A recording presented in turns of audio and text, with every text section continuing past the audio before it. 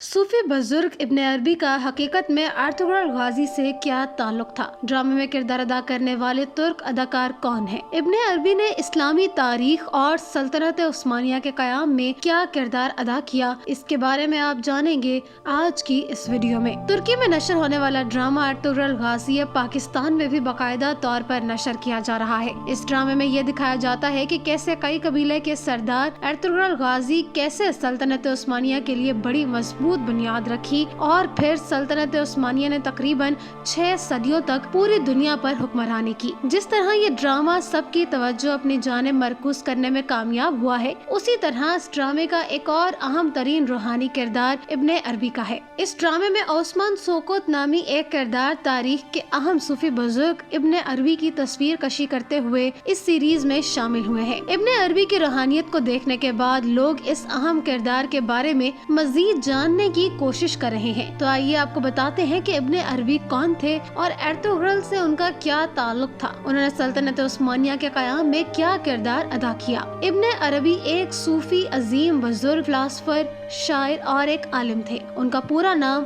अबू अब्दुल्ला मोहम्मद इब्ने अली इब्ने मोहम्मद इब्ने अरबी अल हातिमुल अता था। उन्होंने मुसलमानों के लिए गैर मामूली असर रखने वाली 800 से ज़ायद किताबें लिखी, जिनमें से तकरीबन 100 के मुसव्वदे अभी तक असली हालत में मौजूद हैं। इब्ने अरबी को वलीउल्लाह समझा जाता है और उन्हें शेखुल अकबर और मुहय्यिद्दीन के नाम से भी पुकारा जाता है। उन्होंने इल्म के हुसूल के लिए बड़े सूफियाना बुजुर्गों की तलाश में पूरे स्पेन और अफ्रीका का सफर किया। इन बरसों के दौरान एक बार उन्हें कर्तबा में अजीम अरस्तु के फिलासफी इब्ने रशद से मुलाकात का मौका मिला। ये वो वक्त था जब इब्ने अरबी ने रूहानी राह पर तवज्जो देने का आगाज किया और अपनी जिंदगी तसव्वुफ के लिए वक्फ कर दी। बाद अज़ां इब्ने अरबी मराकश मुंतकिल हो गए, जहाँ मोहम्मद बिन कासिम अल्तीमी उनके रूहानी मुशीर बन गए। इसके बाद उन्होंने अपना सफर मशरिक की तरफ से शुरू किया। सबसे पहले उन्होंने मक्का मुकर्रमा का सफर किया और बैतुल्लाह की ज़ियारत से काम का आगाज किया। आपने तकरीबन 3 साल मक्का में गुजारे। इसके बाद मिस्र और फिर अनातोलिया चले गए, जहाँ उन्होंने कोनिया में अलकनावी से मुलाकात की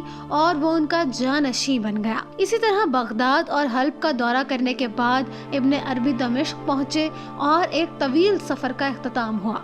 लेकिन इस अरसे के दौरान उनकी पूरी इस्लामी दुनिया में शोहरत फैल गई। उन्होंने अपनी बाकी जिंदगी दर्स और तदरीस के दौरान दमिश्क में गुजारी। अगर इब्ने अरबी के ड्रामा अर्तुगरुल में अब अरबी के किरदार के हवाले से बात करें तो कुछ मुहक्किकीन कहते हैं कि इस बात का इम्कान कम है कि वो हकीकत में अर्तुगरुल गाजी से मिले होंगे। लेकिन इब्ने अरबी ने इस नई सल्तनत के बारे में पेश गोई की थी कि जब सल्जूक सल्तनत का खात्मा होने ही वाला था। उन्होंने एक ऐसे नौजवान के बारे में भी बात की थी जो एक सल्तनत कायम करेगा जो सदियों तक जारी रहेगी और कुस्तुनतुनिया की फतह के बारे में हजरत सल्लल्लाहु अलैहि वसल्लम की हदीस को भी पूरा करेगा।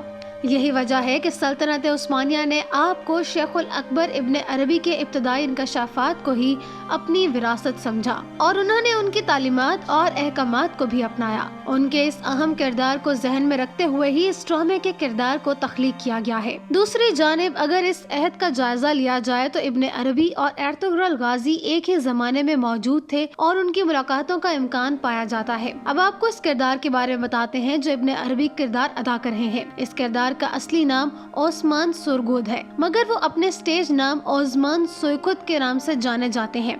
उर्दू आमतौर पर उन्हें उस्मान तुर्की के नाम से पुकारा जाता है और वो शहर अंकारा में पैदा हुए। उन्होंने Frankfurt international school, TAD Ankara college foundation स्कूलों में तालीम हासिल की और मशरिक वस्ता टेक्निकल यूनिवर्सिटी से बैचलर्स ऑफ आर्किटेक्चर डिग्री हासिल की।